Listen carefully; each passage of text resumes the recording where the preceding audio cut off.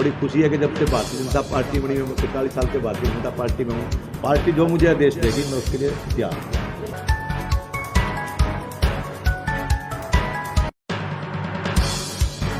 पूरे सफीदों के अंदर हरियाणा में सबसे ज़्यादा आयुष्मान और चिरायु कार्ड है।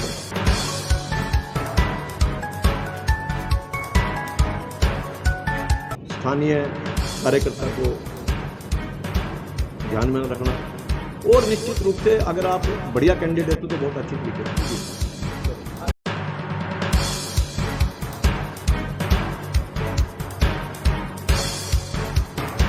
निश्चित रूप से देश ने तरक्की करी है।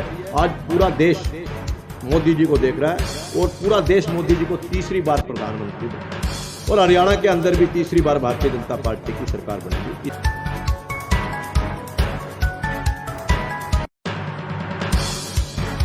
तो एक हमारा कार्यक्रम चला हुआ है पूरे प्रदेश के अंदर पन्ना प्रमुख सम्मेलन का।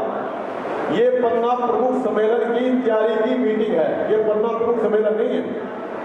और जो मैं पन्ना प्रमुख कहने वाले दिखा रहा था, एक मेरे भाई सरदार कविंदर जी आए थे, उन्होंने एक बढ़िया बात कही थी कि कुछ साथी नहीं है।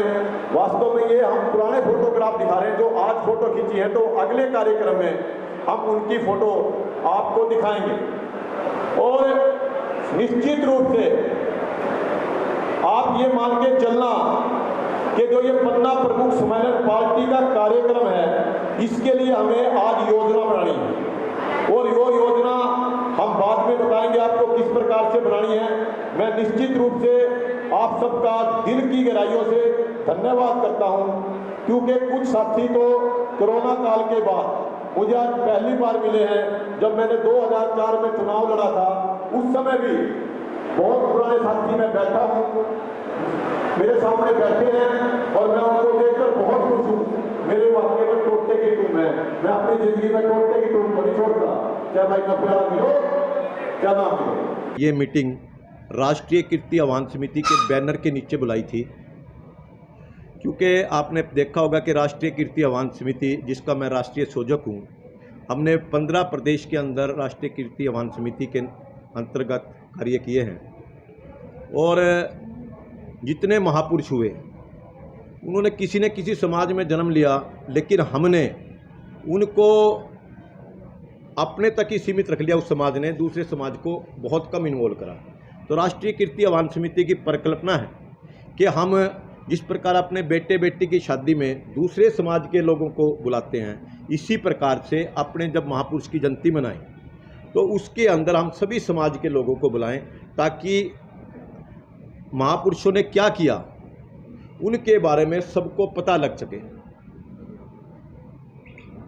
नहीं, अपने को सबको पता है, परशुराम जयंती ब्राह्मण समाज मनाएगा, अग्रसेन जयंती अग्रवाल समाज मनाएगा, रविदास जयंती रविदास समाज मनाएगा, वाल्मीकि जयंती वाल्मीकि समाज मनाएगा। इसी प्रकार सभी समाज अपनी अपनी जयंती मनाएं, अच्छी बात है। अपने महापुरुष को याद करें, अच्छी बात है। लेकिन राष्ट्रीय कीर्ति आह्वान समिति का एक ही सोच है कि जिस प्रकार बेटा बेटी की शादी में हम अपने दूसरे साथियों बुलाते हैं, और समाज के लोगों को भी जयंती में बुलाएंगे। कि पन्ना प्रमुख सम्मेलन जो सफीदों में होगा वो बहुत भव्य होगा। हमारे सफीदों विधानसभा में 190 बूथ हैं और लगभग 3344 पन्ना प्रमुख हैं, और उनका एक सम्मेलन जिसमें जब भी प्रदेश नेतृत्व उस समय संगठन को देगा, उस कार्यक्रम को हम भव्य तरीके से करेंगे। और निश्चित रूप से आज मुझे बहुत ऐसे साथी आए जिन्होंने मेरा हौसला बढ़ाया। और वो सबसे बड़ी बात क्या थी कि आपने देखा कि निचला हाल भी और ऊपरला हाल भी, ये तो हमने एक थोड़ी सी व्यवस्था का इंतजाम कर लिया था, गर्मी का समय था और बहुत अच्छी संख्या के अंदर लोग आए, कार्यकर्ता आए, उनका बहुत बहुत धन्यवाद। आज नरेंद्र मोदी जी के नेतृत्व में पूरे देश का नाम पूरे विश्व के अंदर हो रहा है। आज देश की जो व्यवस्था थी, आर्थिक व्यवस्था, 10वें से 5वें नंबर पर आई है। बहुत ऐसे फील्ड हैं जिसके अंदर आप ये मान के चलना कि निश्चित रूप से देश ने तरक्की करी है। आज पूरा देश मोदी जी को देख रहा है और पूरा देश मोदी जी को तीसरी बार प्रधानमंत्री बना रहा है, और हरियाणा के अंदर भी तीसरी बार भारतीय जनता पार्टी की सरकार बनेगी। आप ये मान के चलो, सफीदों के अंदर विकास के हमने इतने ज़्यादा आयाम लगाए और विकास का इतने ज़्यादा काम कराए जो आज तक किसी सरकार ने नहीं कराए।